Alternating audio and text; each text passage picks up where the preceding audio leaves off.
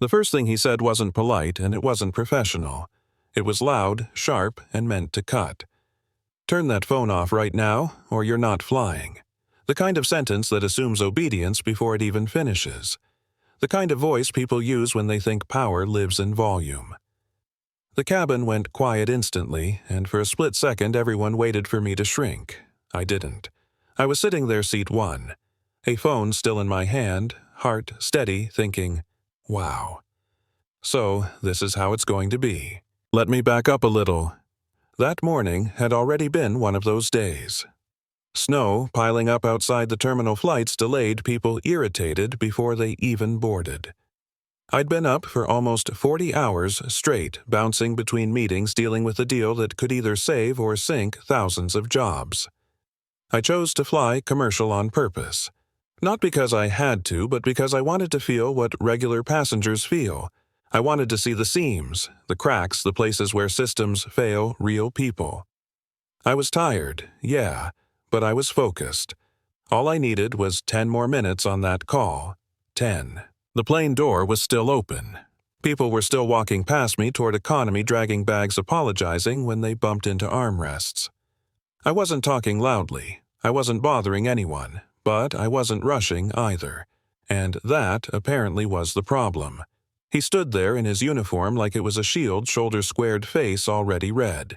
He didn't ask who I was or what I was doing. He didn't check anything. He just saw someone he thought should listen. Someone he thought would listen. You know what I mean? I looked up at him and said, calm as I could, "The door's still open, sir. I'll be done in a moment." I wasn't trying to be clever. I was stating a fact. That's when his eyes changed. Not concern, not authority. Something else. Something personal. On my aircraft, he said, leaning closer, "When I speak, you listen." And there it was. Not safety. Not policy. Ego. I've met men like him my whole life. Men who confuse being questioned with being disrespected. Men who think leadership means domination. Growing up, I watched my mom work 2 jobs and swallow comments that would have broken most people, all because speaking up felt too expensive. I learned early how to stay composed while someone else tried to make you feel small. So I didn't raise my voice. I didn't argue. I ended the call, slowly looked him dead in the eye and said, "I'll call back. The pilot seems to be having a bit of an emotional moment, yeah." That landed. The air changed instantly. Flight attendants froze. Passengers leaned back in their seats like they'd just realized they were watching something they couldn't unsee. His jaw tightened, fists clenched, voice dropping into that dangerous whisper people use when they think they're losing control.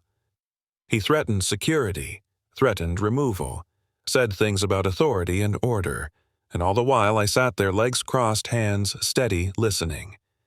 Not because I was scared, because I was deciding. Here's the part people don't always understand. When you've been underestimated enough times, you stop reacting. You start documenting. I pulled out a small notebook. Names, times, words. He noticed and laughed. Said something about complaints going nowhere. Said he'd been doing this job longer than I'd probably been alive. The arrogance was almost impressive. Almost. When he finally turned to the flight attendant and barked at her to call security, I saw her hands shake. She didn't want to, I could tell. She was trapped between doing what was right and doing what kept food on the table. I don't blame her. Systems like that survive on fear. She whispered an apology to me as she picked up the phone, and I nodded. I got it. Security showed up fast. 2 guys doing their jobs, trying to read a situation that already made no sense. They looked at me, calm-seated, notebook in hand. Then they looked at him, pacing, sweating, talking over everyone. Still, the uniform won. Authority won. They asked me to gather my things. And I did. No argument. No scene. That confused him. He smiled like someone who thought the story had ended in his favor. Walking up the jet bridge, I felt the cold hit my face and something settle in my chest. Not anger. Not yet. Certainty. Behind me, the gate agent finally stopped running on autopilot and really looked at her screen. I heard the tablet hit the floor before I heard her voice crack. "Oh no! Oh no!" She ran toward us, breathless eyes wide, pointing at the screen. "They own us," she said to security. "She owns us." Yeah. That moment, that's when the story flipped. I didn't say anything. I didn't need to. Phones came out. Calls were made. Operations froze the aircraft. The plane was ordered back to the gate, and suddenly the man who had just declared himself untouchable was pacing the cockpit trying to understand how everything went sideways so fast. By the time I stepped back onto the plane, the energy was completely different. People were standing, whispering, some clapping already like they knew. He stood there pale. Now confidence leaking out of him in real time as the company executives and police followed behind me. Someone told him who I was. Not loudly, not dramatically, just the facts. And I watched his face do something I'll never forget. Collapse. If I had known he started. And I stopped him right there. "Exactly," I said. "If you had known, you would have behaved. And that's the problem." The cabin was silent. Cameras everywhere. This wasn't about revenge. This was about exposure. About who someone is when they think no one important is watching. He was removed from the plane he'd called his. Escorted past rows of people who had seen everything. Not one person spoke up for him. That part stuck with me. Authority without respect leaves you alone when it matters. I turned to the flight attendant still standing near the galley, eyes red, shoulders tight. I told her to step forward. Promoted her on the spot. Gave her a role focused on safety and accountability. You could feel the room exhale. I did the same for the first officer, a young guy who had sat frozen in the cockpit, torn between duty and fear. Leadership isn't about tenure. It's about doing the right thing when it's uncomfortable. We took off late, but we took off lighter. People talked, shared stories, laughed nervously. Somewhere over the clouds, I reopened my notebook and finished the call that started it all. The deal went through. Jobs were saved. Stock moved. Funny how treating people with dignity doesn't hurt business at all. Months later, the ripple effects were everywhere.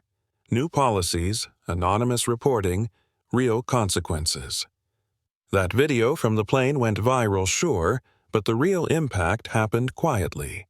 In break rooms, in cockpits, in meetings where someone finally spoke up because they realized silence wasn't neutral. I still fly commercial. I still sit in the same seats. Sometimes pilots stop by and thank me. Not for getting someone fired, but for proving that authority doesn't mean immunity. That respect isn't something you demand. It's something you earn. So let me ask you something. Have you ever been talked down to because someone thought you had less power than they did? Or watched it happen and wondered if you should have said something? Drop your thoughts in the comments. Was I right? Was I too far? Where's the line between authority and abuse?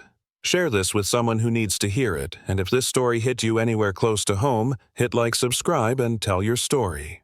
Because sometimes the person you try to silence turns out to be the one who reminds everyone what real power actually looks like.